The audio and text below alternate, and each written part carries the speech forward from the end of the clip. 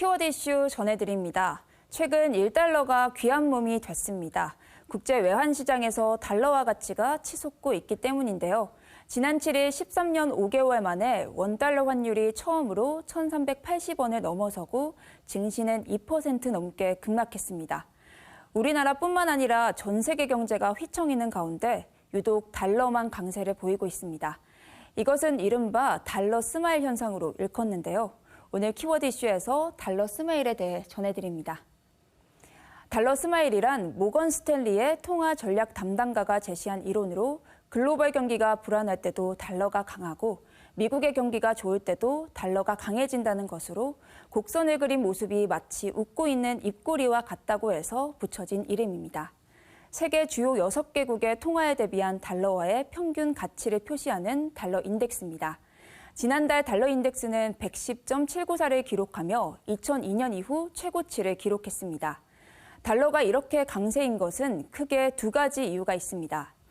첫 번째는 미국 내 소비자 물가 상승률이 40년 만에 최고치를 기록하면서 미국 연준에서 인플레이션을 잡기 위해 기준금리를 인상했기 때문입니다.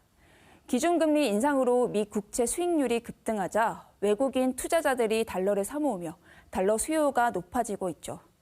두 번째는 러시아의 우크라이나 침공 때문입니다. 전쟁이 장기화를 보이면서 국제적인 정세가 불안정하죠.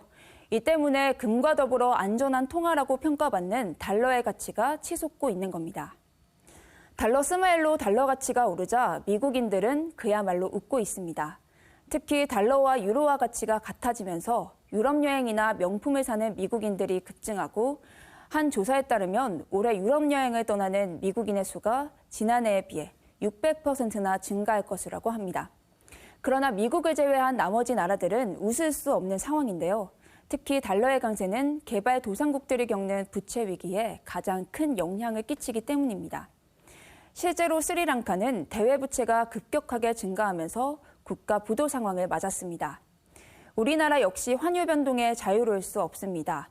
가뜩이나 외환 보유액이 적정 수준에 못 미친다는 우려가 나오는 가운데 소비자 물가 상승률도 연일 높아지는 등 악재가 따르고 있습니다. 전문가들은 글로벌 경제가 회복세를 보이면 달러화는 약세로 전환한다고 하는데요. 그러기 위해서는 첫째로는 우크라이나 전쟁 종식이 필요하다고 이야기합니다.